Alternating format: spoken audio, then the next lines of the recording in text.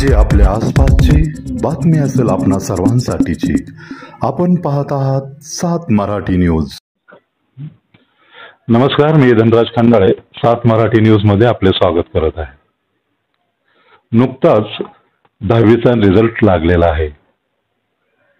हडपसर फुरसंगी येथील गणेश निनावे यांची कन्या रिया हिने 94.85% एवढे मार्क मिळवून शाळेमध्ये 3रा नंबर मिळवलेला आहे.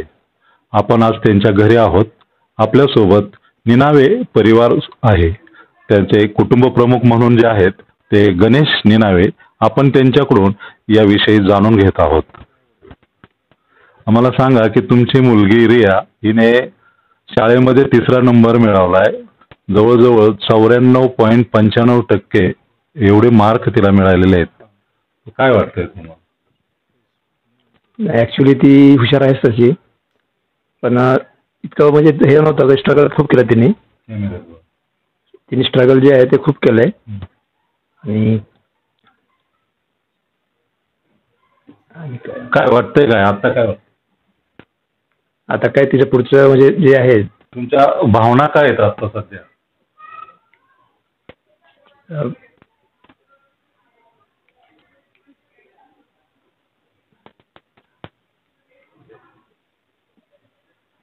तिने चांगलं म्हणजे हे करावं, पुढचं म्हणजे पाऊल चांगलं आहे म्हणजे उचलावं आणि समोर तिचं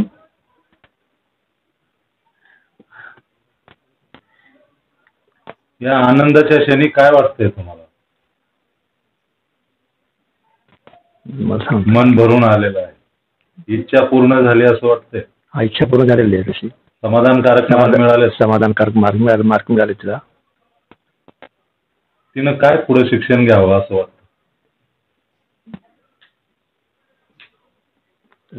तुमची इच्छा काय आहे की तिला काय बनावं? तुम्ही तुमची सांगा, मी तिची विचारणार, नंतर तिच्या मम्मीची बी विचारणार आहे. मनापासून जेव्हा तिनं हे करावं असं वाटतंय मला, तुमची भूमिका काय? बघू, तिला क्लासवर ऑफिसर करायचं हे विचार चालला आमचा. हा, सध्या तरी तिला UPSC MPSCच्या ह्याच्यात एवढी हुशार आहे म्हणल्यानंतर हुशार आहे तशी. तिच्या शिक्षणाचं योग्य ठिकाणी चांगलं कार्य तुम्हाला वाटतं? रियाची बहीण आहे आज आपल्या सोबत. ते डॉक्टर की करते, BA MS करते. तिच्याकडून जाणून घेऊ आपण की तिला तिच्या बहिणीनं समाधानकारक मार्क मिळालेत का? तिच्या अपेक्षा काय आहेत? तिला खरंच खूप चांगले मार्क्स मिळालेत आणि तिने म्हणजे एफर्ट्स पण खूप घेतलेत, त्याच्यामुळे मार्क्स पण छान मिळालेत तिला. तिनं काय बनावं पुढं असं वाटतं? तिने म्हणजे तिची ज्यात इच्छा असेल, तिला जे करावं वाटत असेल त्यामध्ये करावं असं वाटतं. ती स्वतः निर्णय घेणे इथपर्यंत वयाने किंवा बुद्धीने एवढी मोठी नाही झालेली. तुझ्यापेक्षा लहान आहे ती. मग असं तरी तिची जी फील्ड ऑफ चॉईस असेल, म्हणजे तिला ज्यात इच्छा असेल असं. ते पप्पा तर म्हणतात MPSC UPSC करावं तिनं. तुझी काय भूमिका आहे? तुला काय वाटतं? म्हणजे MPSC UPSC पण चांगलंच आहे करायला. लीना गणेश निनावे ही विद्यार्थिनी इयत्ता 10वी मध्ये साधना विद्यालय हडपसर येथे शाळेमध्ये 3रा क्रमांक पटकावून 94.85% एवढे मार्क मिळवलेले आहेत. ती आज आपल्या सोबत आहे. तिच्याकडून आपण या यशाबद्दल जाणून घेत आहोत.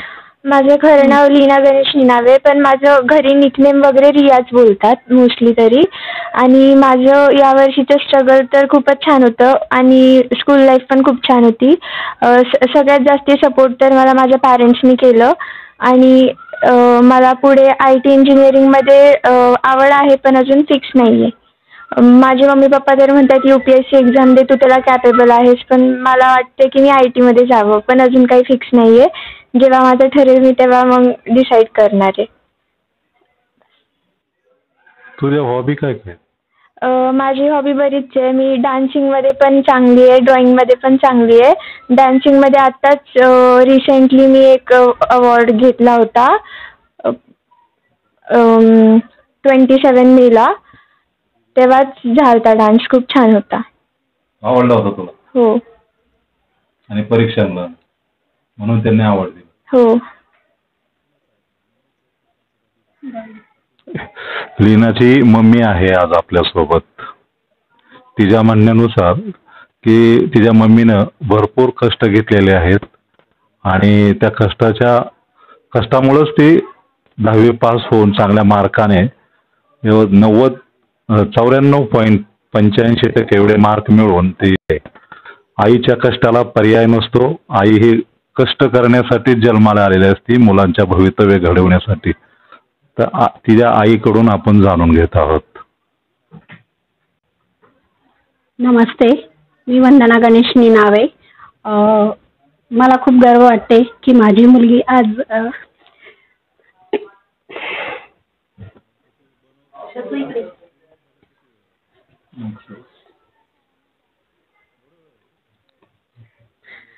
की 95 पॉईंट मारलेले आहेत. आणि माझं खूप मला खूप इच्छा होती की तिने खूप पुढे माझी पुढे खूप इच्छा होती की माझ्या दोन्ही मुलांनी खूप मोठ्या एज्युकेशन घ्यावं, खूप प्रॉपर व्हावं. आणि आज माझ्या छोट्या मुलींनी तेच केलं. मोठ्या मुलींनी तर खूप छान गुणवत्ता मिळवलेली आहे, पण छोट्या मुलींनी माझ्या अपेक्षापेक्षा जास्त मिळवलेले आहे. त्यामुळे अजून जास्त मला आनंद होतोय. अजून माझी जेव्हा केव्हा तिला जास्तीत जास्त सपोर्ट पाहिजे असेल पुढे करिअर करण्यामध्ये, तेवढं मी देण्याचा प्रयत्न करीन. मला पूर्ण वेळ मला देता येईल तेवढं मी देईल तिच्यासाठी. मला जेवढं कष्ट करायचे आहेत मी तेवढं करेल. पण माझ्या मुली मला ऑफिसर या वर्दीवर बघायच्या आहेत माझ्या मुलींना. मला एवढीच माझी अपेक्षा आहे. आणि ह्याच्यासाठी माझ्या परिवाराची मला साथ आहे की माझ्या मिस्टरांनी मला खूप सपोर्ट करावं, मुलीला सपोर्ट करावं. माझी मुलगी तर मोठी खूप चांगलीच आहे, प्रश्नच नाही आहे. पण मला असं अपेक्षा आहे की माझ्या परिवाराने मला खूप सपोर्ट करावा की मी तिला पुढे नेईल, असं माझी अपेक्षा आहे. आणि अजून काय नाही की हिने खूप करिअर करावं, घडवावं. माझी सपोर्ट नेहमीच असणार आहे तिला.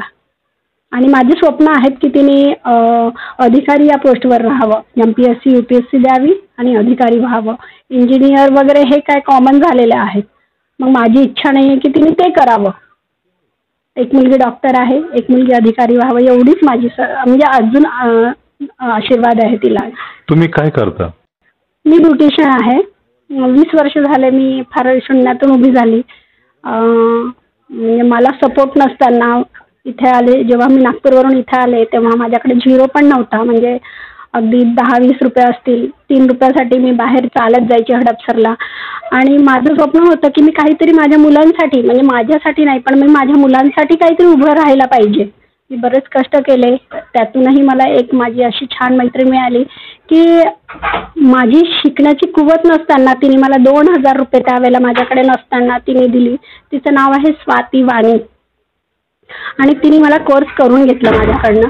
कोर्स करून घेतला गव्हर्नमेंटचा, पण खरंच खूप दुःख आले, प्रॅक्टिस मिळाली नाही. त्याच्यानंतर मी अशा मोठ्या पार्लरमध्ये गेले, त्यांना जॉब मागितलं तर त्यांनी माझ्याकडून बरंच काय करून घेतले, पण तरी शिकवलं नाही.